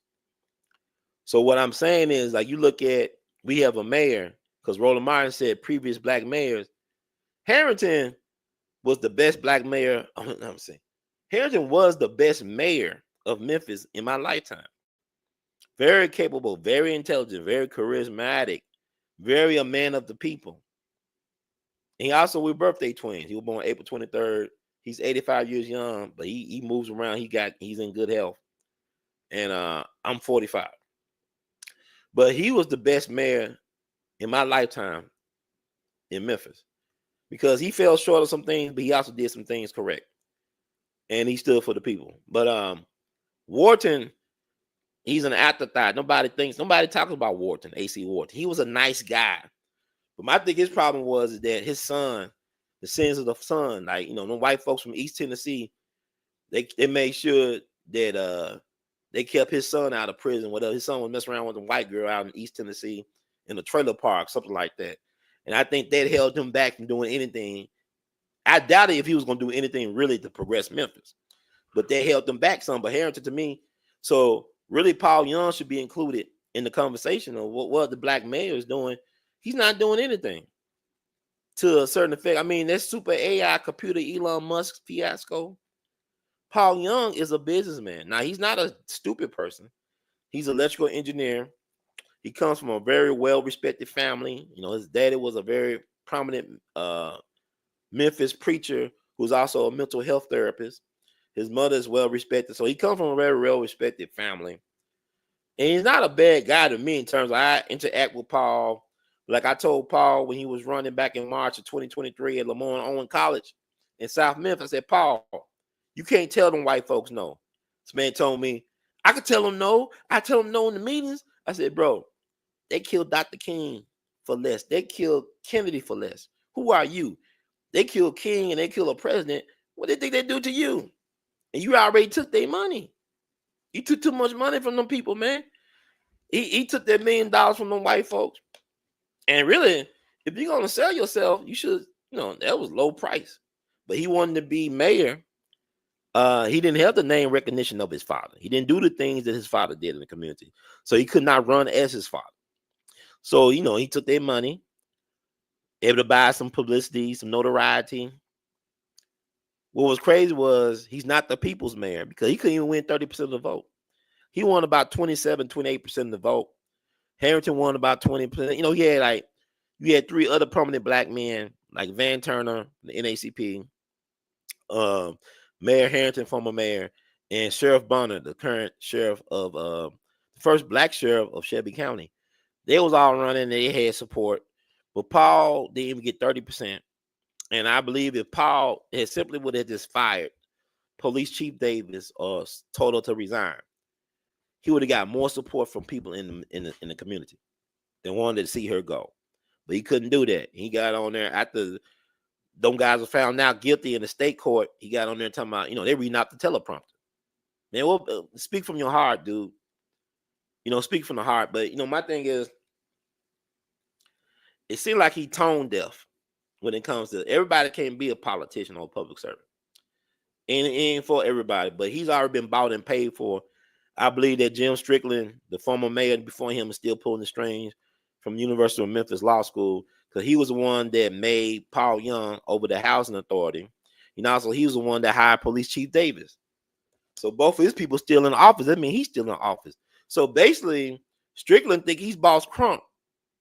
The one thing about Boss Crump, he kept the city in order. And Strickland them, it's a lot of disorder at the border. A lot of wild, wild west shenanigans going on in Memphis. And this is like, people need not to lie about this. It's a lot of this wild, wild west stuff going out here. My thing is that I don't hang out with the YNs. I don't hang around the corner with Pookie and them. I'm not trying to look for trouble. I'm a law-abiding citizen. I go to work. I try to make positive contributions to my city, and I mind my business for the most part. But they allow these folks to run like this. I remember a couple of years ago that police came to speak to our apartment complex about the crime. Like, we had our cars broken into. This back in 2022.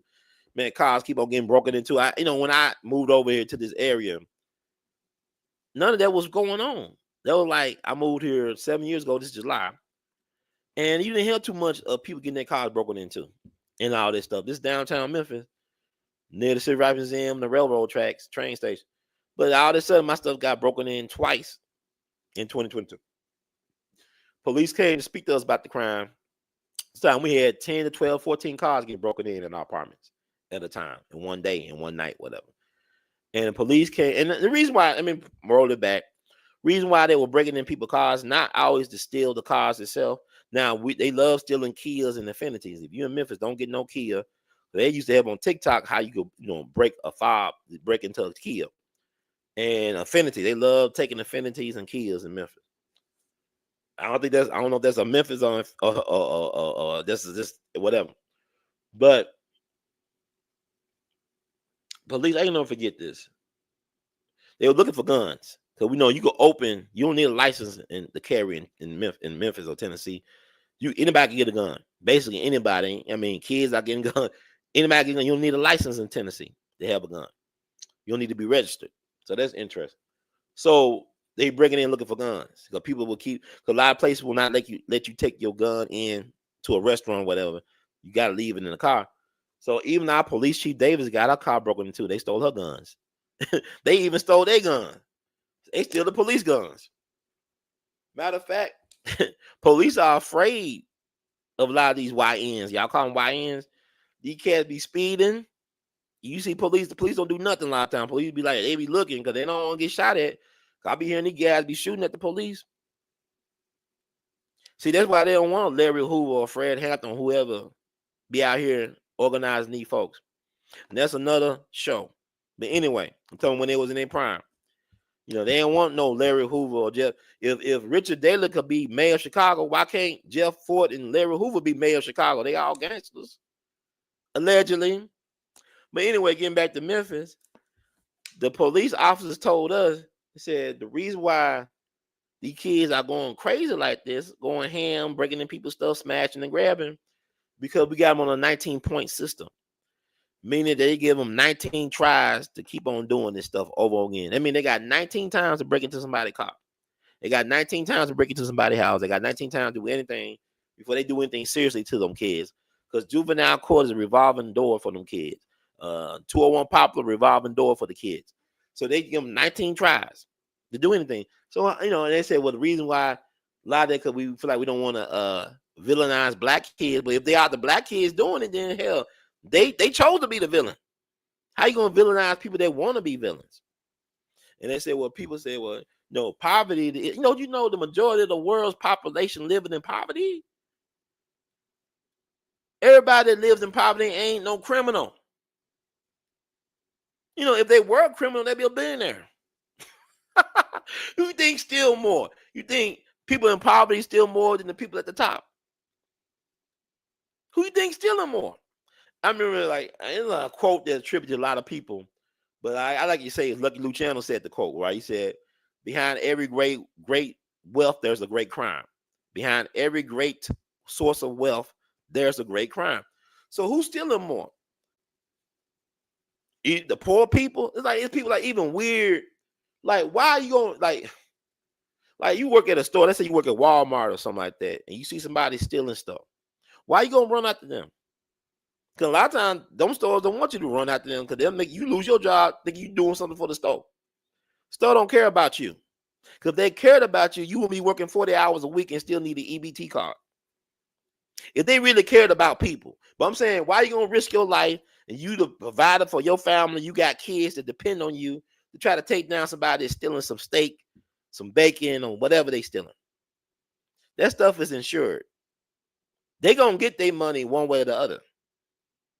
But yet you want to, I saw a video recently of a guy who used to work at Walmart. He's like a good young brother. He was out there getting the carts. He was talking about how he's professional and he's courteous and he respect the customer, they let him go. They fired him. And this guy was out here breaking his back, getting the baskets again. So make sure everybody had baskets when it was peak time and all this stuff, and being generous and nice and kind and considerate. And they let him go. And I know people that half-assed at their job, they still got them on the payroll. So the world is upside down. But anyway, that's why it's like the way it is. Because of policy. Police are the policy enforcers. They're the slave catchers. They do the bidding of not us. They don't protect and serve us. They protect and serve the ownership class of the society. That's who they protect and serve. Memphis is not a poor place. I know people think Memphis is poor. Oh, one of the poorest cities is poor because they don't want the majority of the people to have shit. It's not poor because it's just poor. Now, this is one of the wealthiest part of the country. Mississippi River, Mississippi Delta, fertile land, river, water. We got the aquifer in Memphis that everybody that Elon Musk want to drill into, drill baby drill, and all these other people on the poison aquifer. They call aquifer or something like that, spring water. What the hell? What I'm saying is, I can make it simple like this. I talked about Harrington. I like Harrington, but I think one of his biggest mistakes was when he got rid of the projects, when he knocked down the projects and moved black folks that lived in projects for generations out to East Memphis where they will be in homes. The project is a project. It's a government experiment.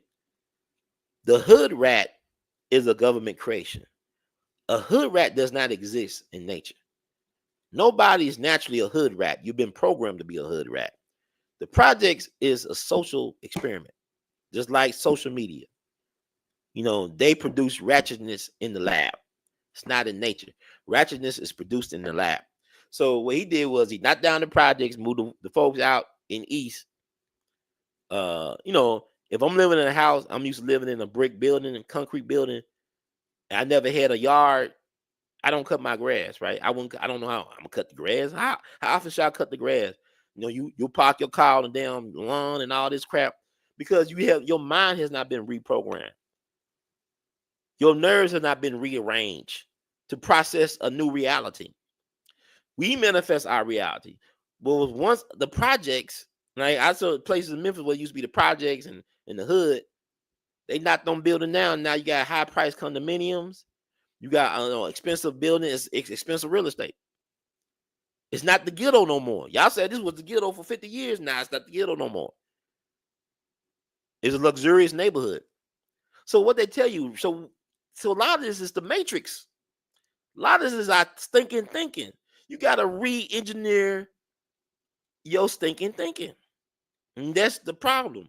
So you moving people. So everywhere these people go, it's going to become the hood. It's like now, you moved on people out and crime went up and all this other crap. I'm not blaming the people themselves, but it's like even with New Orleans. Katrina happened 20 years ago. And people don't want to talk about stuff like this. But you had folks from New Orleans that was running wild. You seen the police, that dude that's out, that broke out of the prison with the other guy? His grandma was killed by a police officer back in the 90s. This dude named Lynn Davis ordered a hit on his grandma because she snitched on his ass for being a bad police. Lynn Davis was pardoned by Joe Biden. He was on federal death row. And Joe Biden pardoned on them dudes. So the federal government had to pardon him. I guess they commuted his sentence to life. But this dude ordered a hit on this beautiful grandmother. She was just 30 years old or something, like in her 30s. All she did was being a good citizen. She was not a snitch. She was a civilian. She was not involved in the nefarious organized crime activities. She was a concerned individual that was like about keeping kids and her people safe in her hood.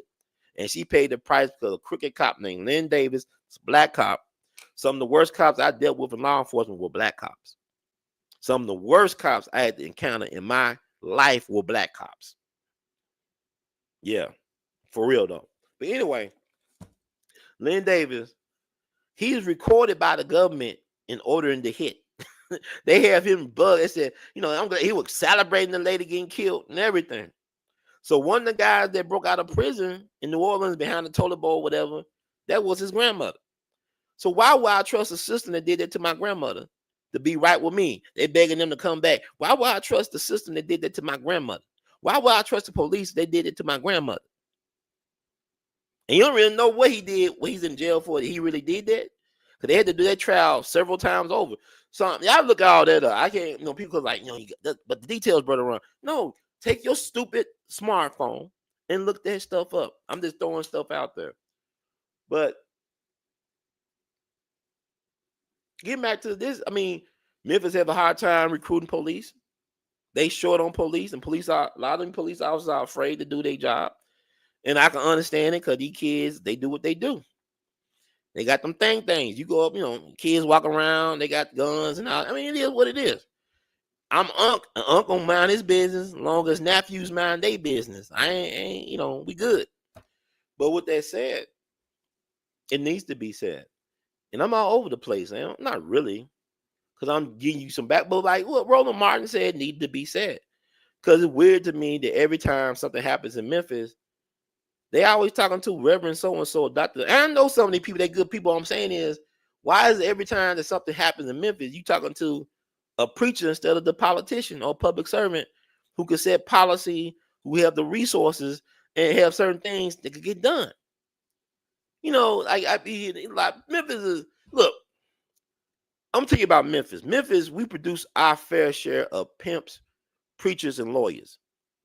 We have produced our fair share of pimps, preachers, and lawyers, man. Sometimes they could be 3 in 1.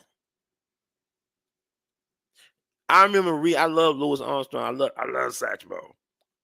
I read one of his books, one of these books that was edited of his letters. He talked about one of the biggest funerals in New Orleans that he was at when he was a young kid, that he witnessed himself, was a funeral of a pimp named Clerk Wade. Clerk Wade was a very handsome guy. He was dark and handsome.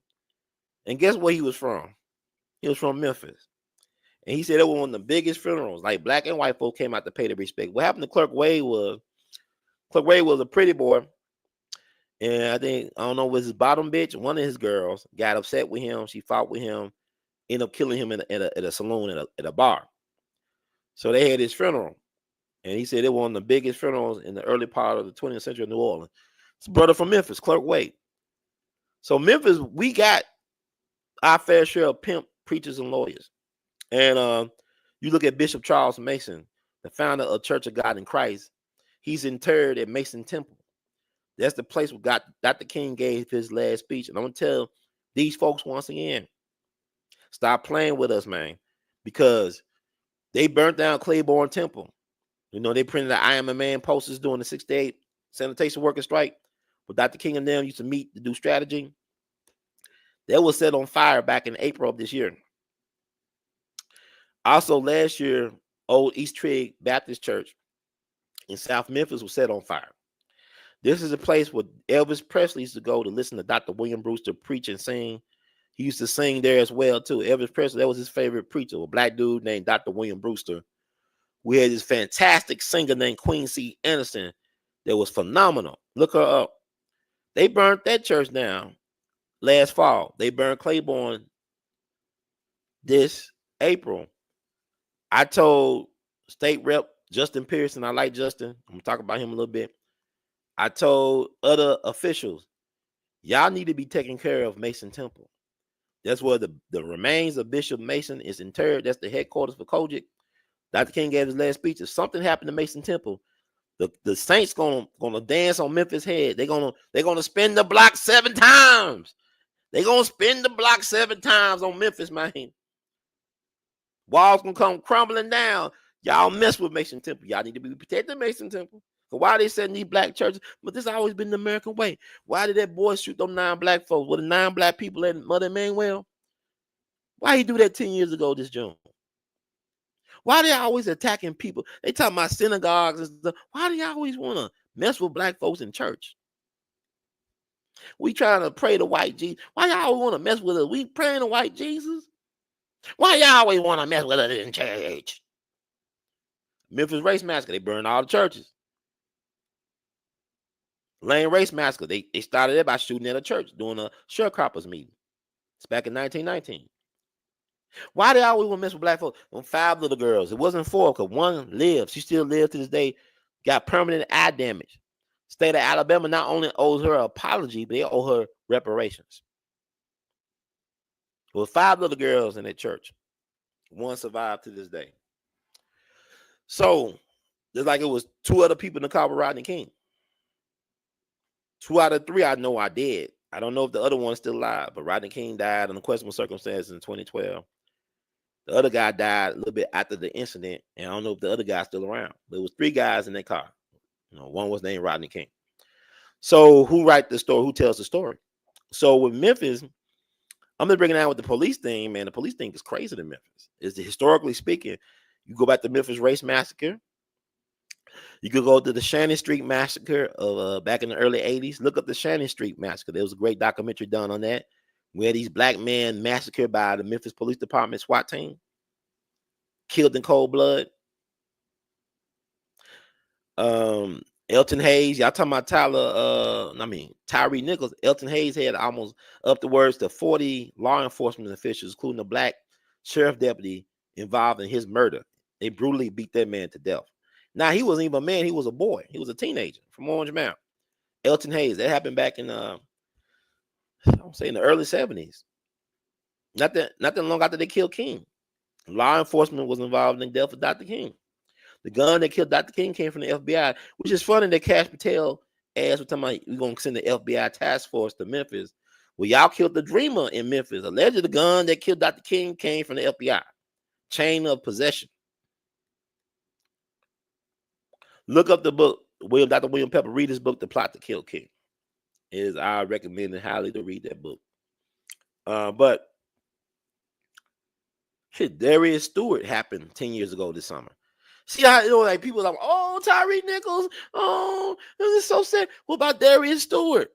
He was killed by the police. Oh, crazy. The man got killed by the police on church property.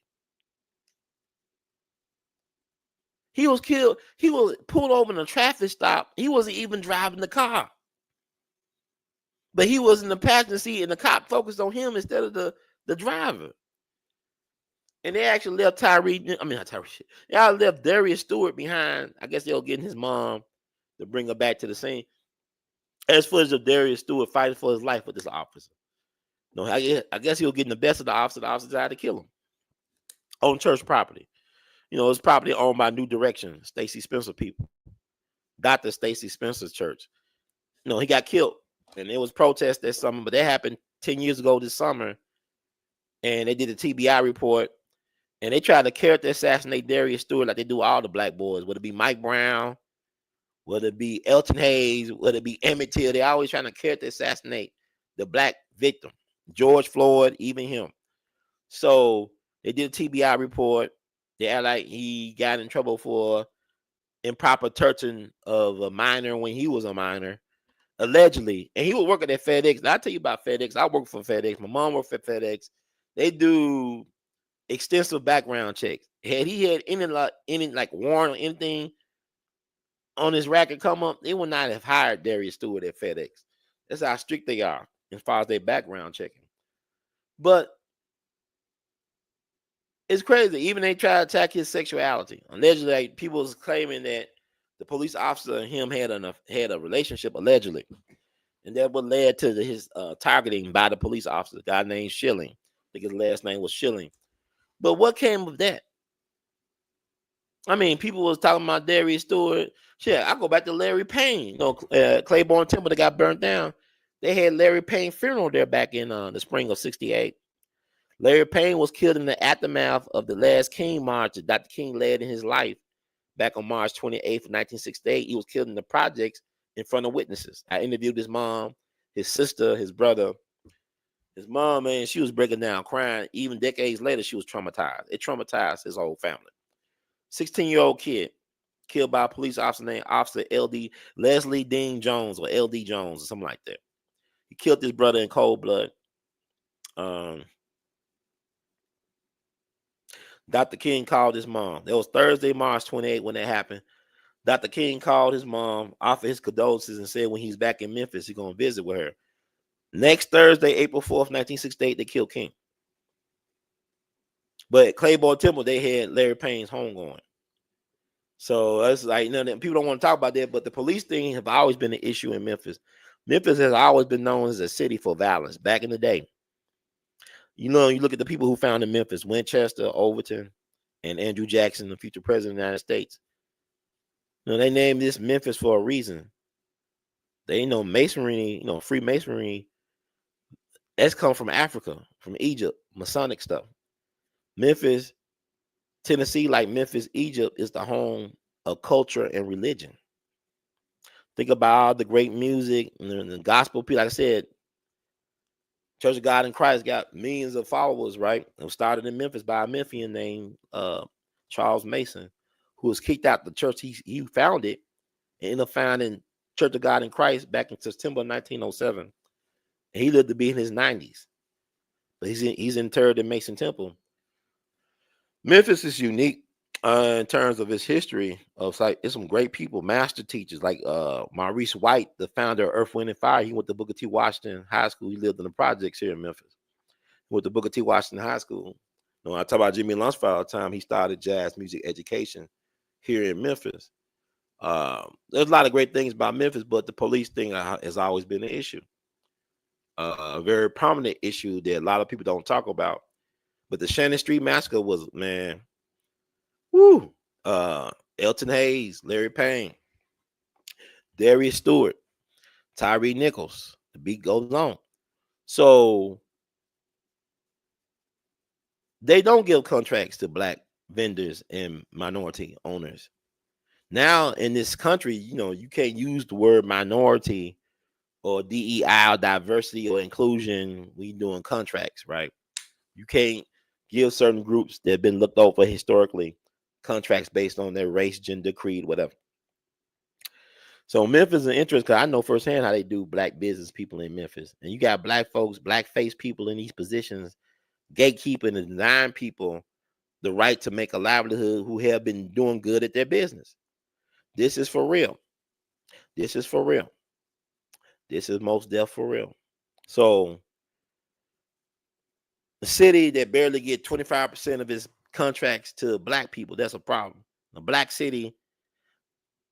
Marion Barry's from Memphis. He was born in Itabena, Mississippi, like from the same place B.B. King from, who also celebrated his centennial this year. B.B. King was one of the first black radio disc jockeys in the country.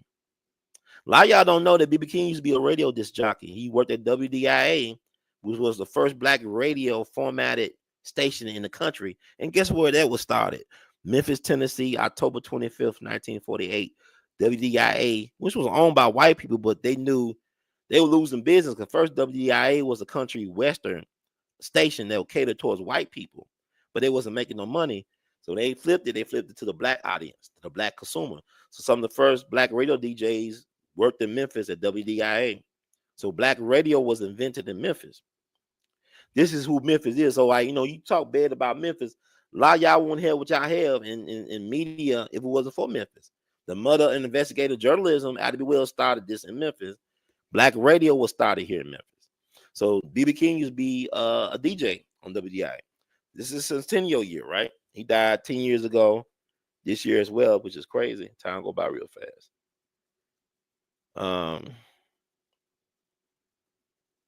But yeah, I mean, Memphis is an interesting place. And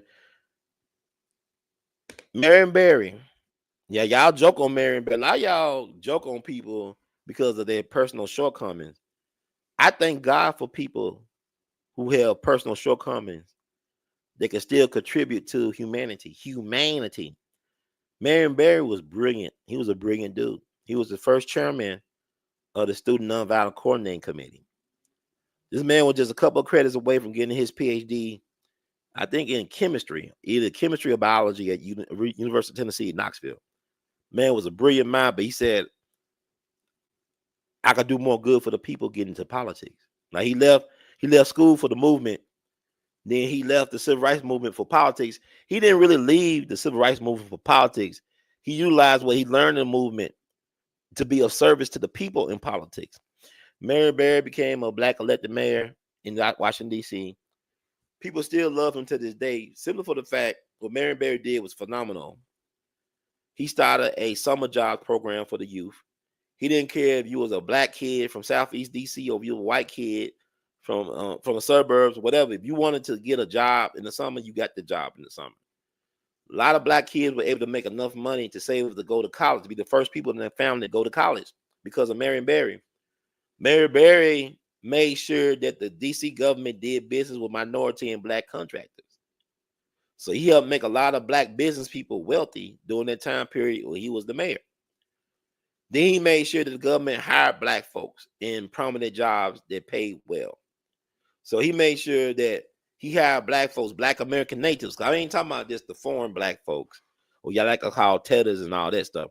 I'm talking about black folks who could trace their family from the shackles of slavery. He hired them type of black people. Then he hired dark-skinned black people in these prominent positions. Beautiful thing. Okay? I ain't playing colorism, nothing. I'm just saying, for whatever y'all talk about his shortcoming, he's smoking crack and all that, they targeted Marion Barry for elimination. They did it several times. They did it several times.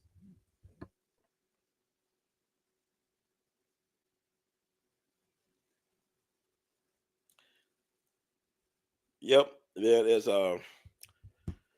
it's interesting. It's interesting. But they shadow ban, but they try to eliminate Marion Barry. You know, when he took that hit in that DC hotel, they thought he was out of here. And they released a press release throughout the different embassies in the world. I was looking at a documentary about Marion Barry. I believe they released a press release throughout their U.S. different embassies, letting know that Marion Barry passed or something like that. But he didn't pass. Matter of fact, I read his autobiography. Dick Gregory saved his life. Dick Gregory always appearing in all the interesting places. Dick Gregory helped detox the poison out of Marion Barry. So he was able to pass the test he had to go through. So Dick Gregory helped him get detox. But anyway, he did the job. He helped out people. He helped get people educated. He helped people get empowered economically. He did the job. Same thing with Maynard Jackson.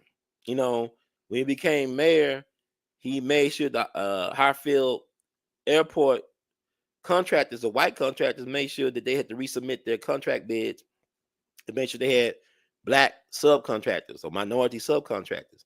He helped create a black business class in Atlanta. He helped create black millionaires in Atlanta. He helped to bring the Olympics to Atlanta, for better or for worse. So what I'm saying is that we need black leadership that's actually visionary leadership. We also need black leadership that comes from the people, not just appointed to us by white power interests. No, if you can't win over 50% of the vote, you're not from the people. You was appointed by some other people. You ain't our people. Not like us. Not like us. They are not like us. So what I'm saying is that needs to happen. You need one thing about Harrington when he first ran. You had other people running for mayor too, other black candidates. But what they did was historic. You had black folks come together in the first ever people's convention. Now they do people's conventions like Dr. Earl Fisher. They do what they do. I'm talking about this first one they did back in the early 90s to get behind Harrington. And that was powerful. That was a grassroots moment. The grassroots did what it does and put that man in power. I think he served about 4 or 5 terms. I think his 5th term, he resigned. I think about 4 or 5 terms that Harrington served. But, I mean, like I said, whatever, he helped empower some people as well along his journey. He was a superintendent at one point in the schools when my mom was in high school or in the school system. But I think he was there when she was in the school system. But anyway, leadership is not about holding office. Leadership is about holding respect and holding an agenda, creating an agenda, and getting people to buy into said agenda and putting the right people to represent said agenda. Like, black leadership is not real in that way. Like, the people that are black that are in office, they're not black leaders. We know they're not black leaders because they'll talk about illegal immigrants getting deported, but they won't talk about black American natives get reparations. So how can they be called black leaders if they're not interested in the things that black American natives are interested in or that we need? And quite frankly, to be honest with you, until America does right by black American natives, nobody else gets to be done right. It's not that I'm saying that that's by law, that's by biblical law, as far as I'm concerned. If you're not doing right by God's blessed, by God's chosen, you ain't gonna do right by anybody. Nobody's gonna get done right until black American natives get done correctly. I can't be concerned with Ukraine and all this other jive. And the thing about it is, we already in World War III. A lot of y'all don't know that because y'all too caught up in the NBA Finals or what happened at the BET Awards or your favorite, celebrity gossip vlog or blog or whatever y'all like, to be distracted from your reality. That if you start thinking about your reality, you become very depressed behind. Somebody said.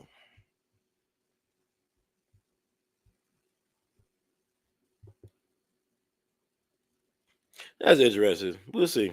Time will tell. I don't know what I'll do. But I do know that I do talk a lot. But also, I'm going to wrap it up. I will say this, that I have a lot of respect for State Rep Justin Pearson. Like, we have collaborated with Justin Pearson, my organization. We all be Group Incorporated. And he have, supported what we do. I would say, Justin, to me, if there is a black leader in the office in Shelby County, it will be him. It will be him. Because I like what his family's doing. He's advocating for the marginalized, for the voiceless, supposedly that area code 38109, where Elon got his supercomputer with all them turbines.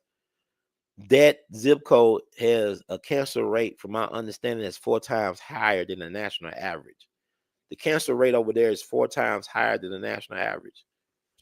My folks, my grandparents and stuff, my mama and her people, they from Bunker Hill in South Memphis, which is near Castalia and Hamilton High School.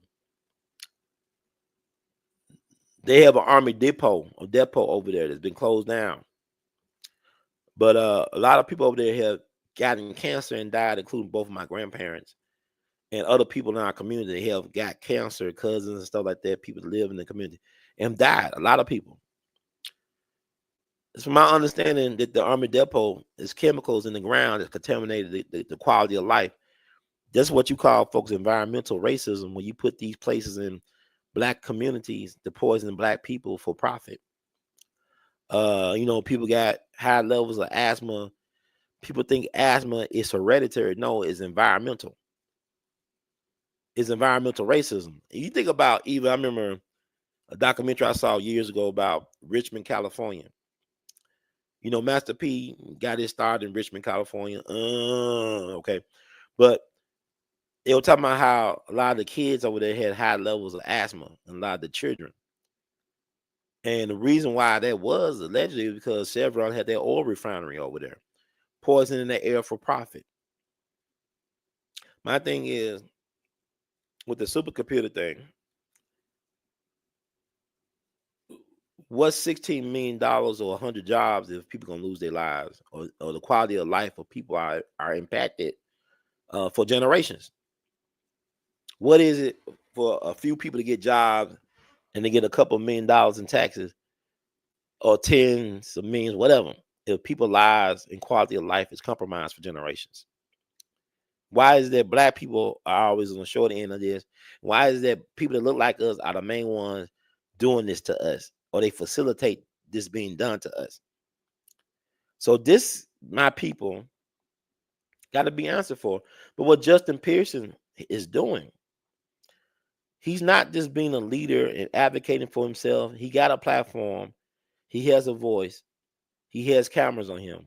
But what he's doing right now, he's educating his beloved community about the impact of these turbines and of the supercomputer being in their neighborhood. He's trying to empower a beloved community to take back their rights to self-determination, because the people are the leaders. And you got to inform the people. They got to know before they can act. So the people are the leaders. It's not the politician. It's not the public servant. Who the servants? If you the public servant, you serve the public. So the people, the public, are the leaders. That's why they don't want to educate or empower the public. Is elementary, my dear Watson. They don't want to empower everyday people, because when everyday people realize they got options, they have a choice, they have a say in the matter, this stuff is over with. This worshiping of money and celebrities comes to an end. So this is where we at. So thank God. And then, like, the thing about it is, We don't need Brother Justin Pearson to be the only one on that balcony. Because if Dr. King had more people on the balcony, they can't get us all. Like Dr. John Henry Clark said, you bury the man and continue to plant. So this is where we at. This is where we at. We're going to have to pick a side.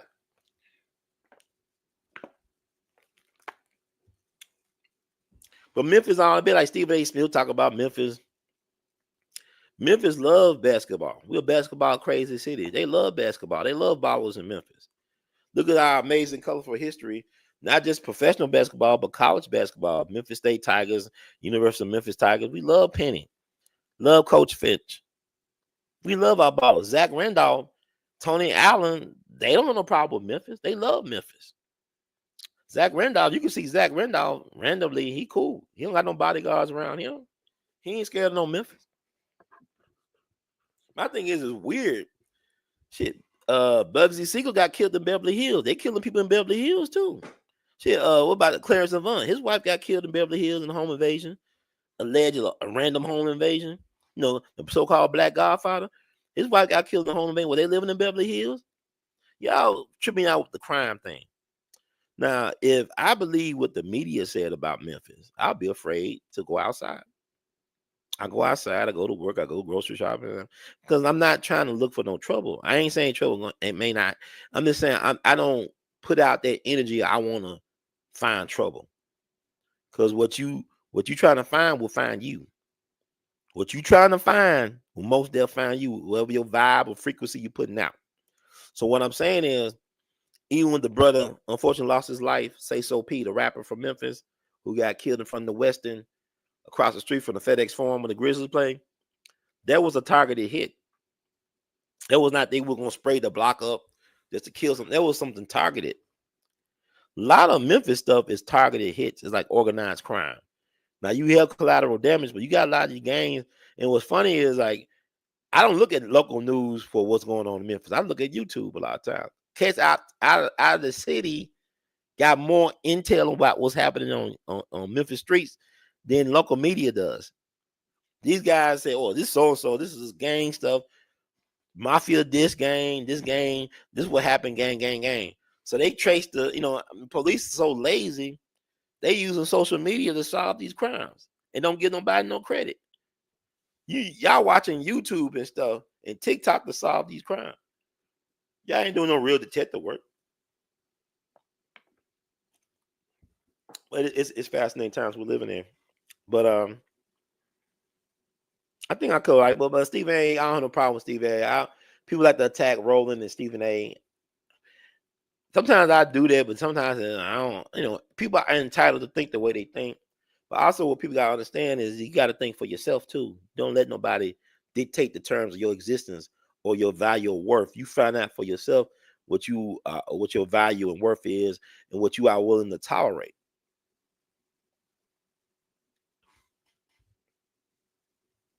So, I mean, it's a lot of distraction on there. I want y'all to stay aware. In this country, they kill dreamers that try to wake up people. In this country, they kill dreamers that try to wake up people. In this country, they kill dreamers that try to wake up people. What's interesting about Memphis politics is that they in for a rude awakening. It's not going to be business as usual over the coming years. The people are going to be woken up enough. Things will have to change. And the fakes will be exposed and the real will be elevated. The fakes will be exposed and the real will be elevated. The fakes will be exposed and the real will be elevated. And before I get out of here, let me talk about some game. Y'all talking about Elon Musk and Donald Trump, number 47, falling out. Anybody that watches WWE as a fan of wrestling know there's some BS. That was all in the script. That was all in the script. They buddies, they bros. That was a play for y'all. So y'all into that type of crap. Y'all, Donald Trump and Elon felt. Nah. They got that from the WWE. That they say the world's a stage. Who's the Secretary of Miseducation right now? Lyndon McMahon.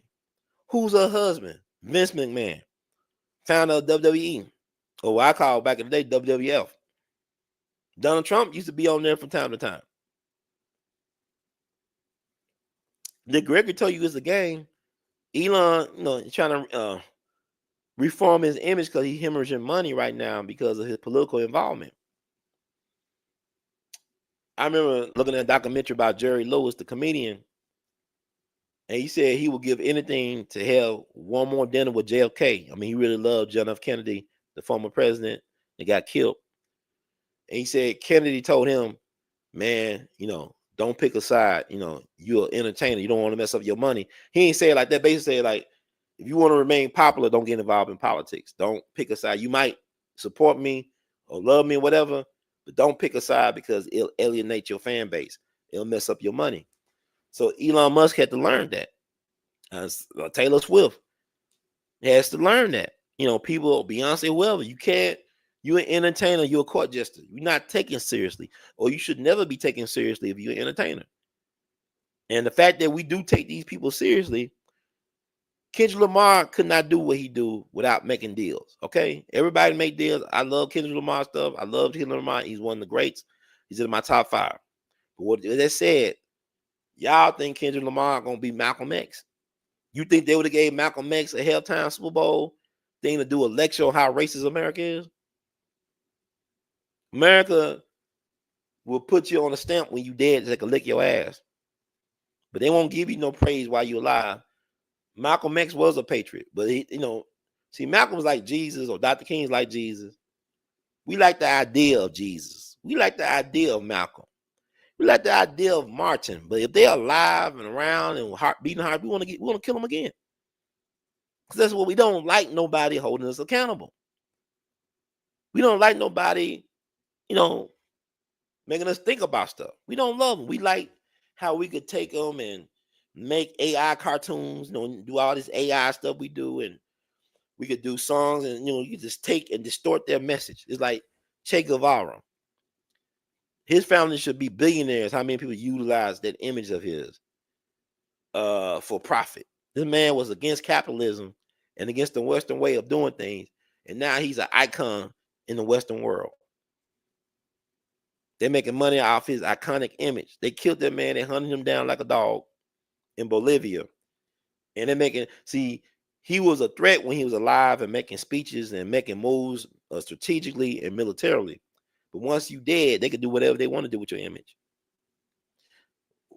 Once they killed Uncle Tom was a hero to the race. They made him into a traitor. People thought Uncle Tom was a traitor for years until they did the research. Uncle Tom actually was a race man. The real Uncle Tom helped black folks escape from America to Canada. Take a look, it's all online. But they got you thinking that your friends are your enemies and your enemies are your friends. Malcolm told you about the power of the media. First thing they do in a country when a military invades a country, they control their media. They control their messaging. They control their radio stations, whatever, the media. They control that. Because even though the people could be winning the war, the insurgents, that they control the media, they'll tell the people, y'all losing the war. And then they'll make the people of the homeland give up because they've been manipulated. They've been mind fucked. So you got to stop letting these folks screw your mind without your consent. Even if you gave consent, you got to tell them no means no, even if you're in the hole. No means no, even if you are in the hole. No means no, even if you are in the hole. No means no, even if you are in the hole. No means no. Okay. But yeah, man, Elon and Donald, they bros, man. So bromance during Pride Month. They ain't going nowhere. They ain't going nowhere. They ain't go nowhere. They bros for life. Because it's MAGA for life. Okay, anyway. Thank y'all so much. If you like the words from Brother Herd, please spread the word. Support Cash App, $R2C2H2. PayPal and Zelle, your support R2C2H2 at gmail.com. That's R2C2H2 at gmail.com. You can Vimo your support at R2C2H2. I got a lot of interesting things, but we are actually celebrating our 18th anniversary this year of We All Be Media, of doing podcasts and vlogging and stuff like that. So you're going to have a lot of times to support what we're doing. If y'all want to see more consistency, I need people to be more consistent in their support. spread this with fighting shadow bans and things of that nature. YouTube is a trip. They have removed videos I did over 10 years ago with Dick Gregory and Judge Joe Brown, Dr. Randy Short. They have actually lowered the count on some of the views of my videos. Like I did this Dick Gregory video, everybody using the clip I did of him talking about booty, the dookie in there. That clip I had on this channel, it was way over, like it was over 5,000, maybe 7,000. When I look at it now, it's on like 100 or something like that. It was a little bit over 100. And a lot of the comments that were on that video are gone now. This is why I'm saying I don't believe the analytics when it comes to the plantation known as YouTube, which is I also celebrating their 20th anniversary this year. Because it's weird to me that I don't be consistent in dropping videos that yet people still know me. Like I could go, I don't care if it's Memphis or Michigan. I go someplace and people still recognize me or my voice. And they'll tell me about the different shows I did over the years. Not just the Judge Joe Brown and Dick Gregory stuff, but just different stuff that I done. Topics that I talked about that they didn't know about. So I'm gonna stay encouraged because I got to be the change I want to see in the world, regardless of the obstacles and circumstances. I also gotta have enough courage enough to try different things to get the message out. And I know that my righteous ancestors are riding with me. But before I go, think about my righteous ancestors. I want to talk about one. I thought about this Pappy's Day, and I think it's very appropriate to talk about.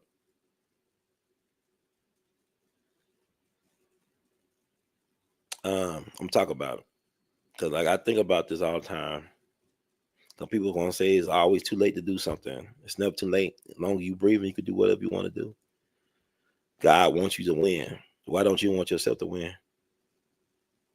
God wants you to win. Let me see. Pull this up.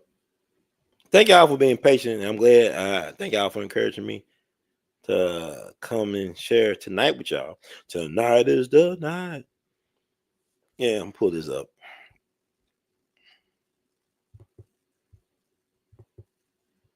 Time go by fast. I'm actually had fun, man. I forget how fun this stuff is sometimes.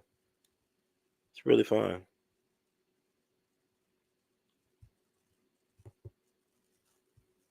Nah, that ain't what I want. That's my grandfather, TJ French, but they ain't what the one I want to share.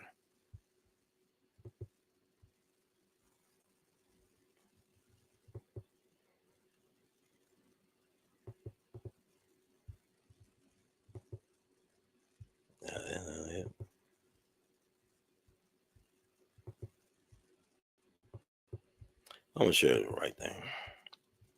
But I want to talk about him because I think his story, like I get a thrill out of sharing things that I come across in my journeys with my family and friends on social media.